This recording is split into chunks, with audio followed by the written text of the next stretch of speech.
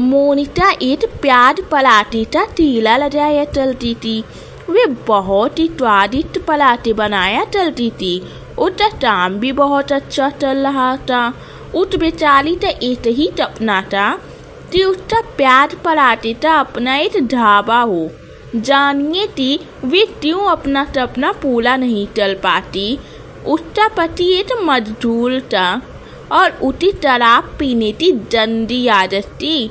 मोनिका का एक बेटा था जिसका नाम पवन था, जो अभी कॉलेज में पढ़ता था।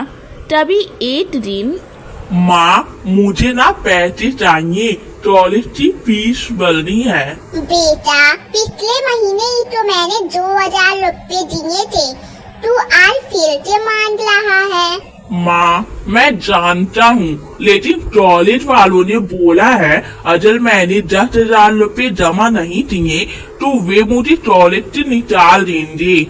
माँ मैं सोच रहा था कि जब तक आप अकेले ही जल चलाओगे, मैं पढ़ाई छोड़कर आपकी मदद करता हूँ। नहीं बेटा, तेरी माँ अभी इतनी बूढ़ी नहीं हुई है जो अपने बेटे की फीस ना भर सके। मैंने ना कुछ पैसे बचाए थे ढाबा तोड़ने के लिए। अब ऐसा कर कि तू उससे अपनी फीस भर ले। नहीं माँ, वे आपने अपने ढाबे के लिए पैसे बचाए थे। बेटा मेरा क्या है, मैं तो फिर से पैसे जमा कर लूंगी, तू जा अपनी फीस भर। बेचारी मोनिका अपने ढाबे के लिए बचाए गए पैसों को पवन की पढ़ाई में लगा देती है। ऐसे ही एक दिन वे प्याज पराठा बेच ही रही होती है, तभी वे अपने सपने में गुम हो जाती है। आओ आओ, मोनिका के प्याज पराठे ढाबे पर आओ और आराम से बैठकर प्याज पराठे खाओ। अरे वाह माँ, आपने अपना ढाबा तोड़ ही लिया। अब तो हमारे पास पैसे ही पैसे होंगे। मोनिका इतना सोच ही रही होती है, तभी एक आदमी उसको आवाज लगाता है। अरे बहन जी, अरे बहन जी, जागिए नींद से।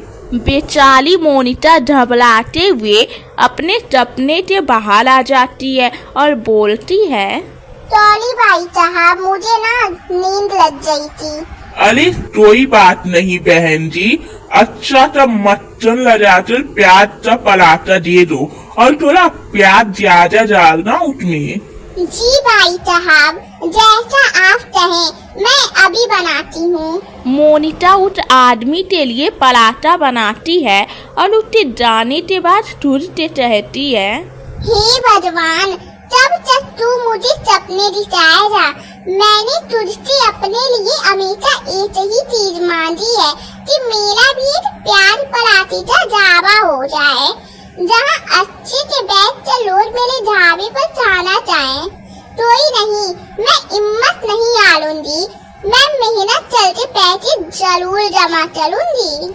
मोनिका अब और भी ज्यादा मेहनत करती है। सुबह से लेकर शाम तक लोगों को अपने ठेले पर गरमा गरम पराठे देती है और घर पर लगते एक बॉक्स में अपनी सारी कमाई जमा कर देती है। ऐसे ही एक रात जब वे पैसे गिन रही होती है, तभी वे हैरान रह जाती है। अरे मेरे पैसे कहाँ गए? मैंने इतनी मेहनत करके पूरे 10,000 रुपए जमा किए थे, इसमें तो सिर्फ 2,000 रुपए ही हैं। मेरे बाकी के पैसे कहाँ गए? कहीं चोरी तो नहीं हो जाए? चोरी होती तो चोर सारा पैसा ले चल जाता। पवन से पूछती हूँ। पवन, ओए पवन, जल्दी से यहाँ पर आ। जी माँ बोलिए, आप इतनी परेशान क्यों लग रही हैं? बेटा मैंने यहाँ बॉक्स में पैसे रखे हुए थे, पूरे 10,000 रुपए थे, उसमें से 2,000 रुपए ही बचे हैं, बाकी के पैसे चोरी हो गए। माँ आप याद करो, पक्का आपने बॉक्स में ही रखते थे ना? हाँ बेटा, कहीं तेरे पापा ने तो नहीं चुराए और शराब में उड़ा दिए? तभी उसका पति नशे में डर आता है और कहता है, अरे ये तुमने क्या लोना धोना लगा तो लच्चा हुआ है? और मोनिका जा मेरे लिए एक प्याज पराठा बना कर ले चला। आप फिर से शराब पीकर आ गए। अरे शराब तक तो ठीक था, अब आप मेरी कमाई के पैसे भी चुराने लगे। शर्म आती है आप तो अपना पति कहते हुए। अरे मैंने कोई पैसे नहीं चुराए हैं तेरे, और ये मेरे मेहनत की कमाई के पैसे की शराब है, समझी? तूने तुझ ही कहीं उड़ा दिए उनके पैसे, और मेरे सामने यहाँ पर ड्रामा चल रही है। मोनिका तो समझ में नहीं आता थी उतने पैसे कहाँ जाए, जमीन निकल गई या हवा उड़ा कर ले गई। ऐसे ही अगले दिन वे फिर से प्याज पराठे बनाकर कमाई करने लगती है और पैसे बॉक्स में डाल देती है।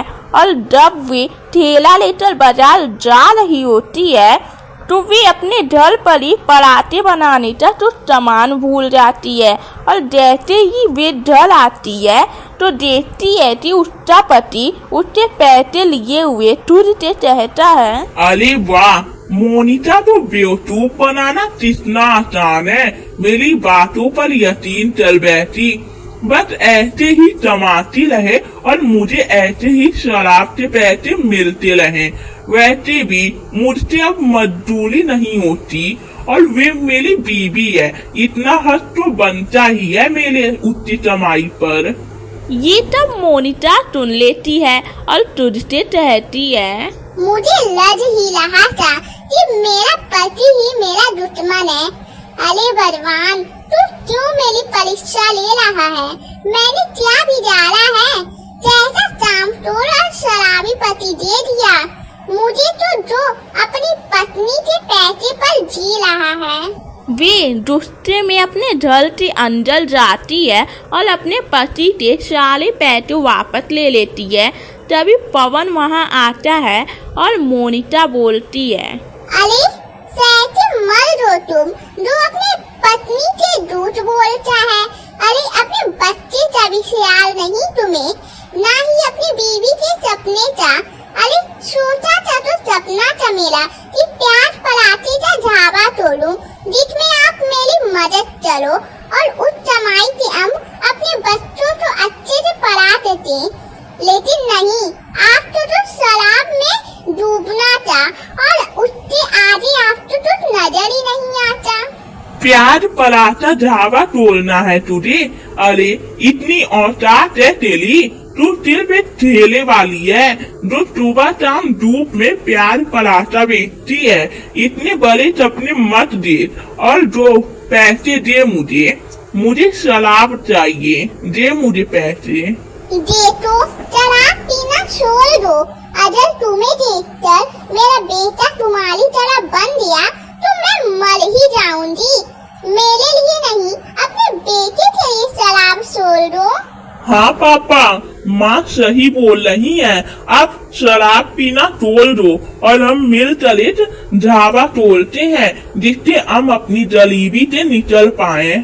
मोनिका और अपने बेटी की बातें सुनकर भी भावुक हो जाता है और उसे अपनी गलती का एहसास हो जाता है। तभी उसके मुंह से खून निकलने लगता है और वे बेहोश हो जाता है। दोनों माँ बेटे उसे हॉस्पिटल ले चल जाते हैं जहाँ पता चलता है कि उसके पति का लीवर खराब हो चुका है और उसे जल्द ही इलाज की जरूरत है और इस इलाज के लिए उसे 20,000 रुपये चाहिए।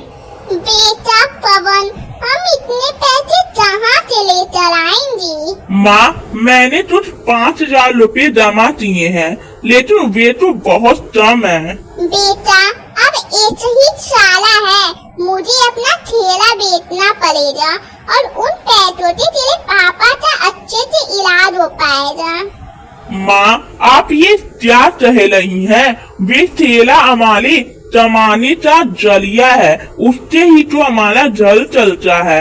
आप उसको ही बेचने की बात कैसे चल सकती है? बेटा वे ठेला तेरे पापा से तो जरूरी नहीं है। मैं मजदूरी कर लूंगी, लोहे से घर बर्तन धुल लूंगी, तो चिंता मत कर। मोनिका अपना ठेला बेचकर हॉस्पिटल में पैटी दमा टलवा देती है और कुछ ही दिनों में उसका पति घर आ जाता है और उसे जब पता चलता है कि मोनिका ने उसके इलाज के लिए अपना ठेला बेच दिया तो उसे बहुत बुरा लगता है और वे शर्म से अपना सिर झुका लेता है और बोलता है, मुझे माफ कर दो मोनिका, मैंने तुमसे तुम्हारा सब कुछ छीन लिया जिससे तुम्हें लोगों के घरों में जाकर काम करना पड़ रहा है। मैं वादा करता हूँ कि मैं कभी शराब का आंच भी नहीं लगाऊंगा और तुम्हारी पूरी तरह से मदद करूंगा। ऐसे ही मोनिका के पति में भी बदलाव आ जाता है और पैसे जमा करने में वे मोनिका की पूरी मदद करता है। मोनिका का दुख कम होने लगता है। तभी एक दिन उसका बेटा आता है और कहता है, माँ अब चुप हो जाओ, भगवान ने आपकी बात सुन ली। अरे बेटा, पर हुआ क्या है जो तू इतना बावला उठता जा रहा है? माँ मैं एग्जाम में पास हो गया और कॉलेज की तरफ से मुझे पूरी 1 लाख की जॉब ऑफर हुई है। क्या बेटा, तू सच कह रहा है? मैं तेरे लिए बहुत खुश हूँ। भगवान चले तुझे और आगे बढ़ाए। मैं बहुत खुश हूँ बेटा, तेरे लिए मैं बहुत खुश हूँ। पवन बहुत मन लगाकर काम चलता है और अपनी पहली कमाई अपने माँ के हाथों में देता है और उनके लिए एक अच्छा सा प्यार पराठा ढाबा तोड़ता है और अपनी माँ को फ्लाइट देने के लिए सोचता है। तभी वे घर आता है और कहता है, माँ चलिए आपके लिए मैंने कुछ लिया है। बेटा ऐसा क्या लिया है तूने? आप देखेंगी ना तो बहुत खुश होंगी। वे अपनी माँ और पापा को लेकर ढाबे पर जाता है जिस पर लिखा हुआ था कि मोनिका प्यार पराठा ढाबा वाली। जिसे देख कर मोनिका और उसका पति खुश हो जाते हैं और मोनिका फिर से अपनी स्वादिष्ट प्यार पराठा बनाना शुरू कर देती है जिससे उसका पति उसमें साथ देता है। जो सपना मोनिका ने देखा था वे पूरा हो जाता है।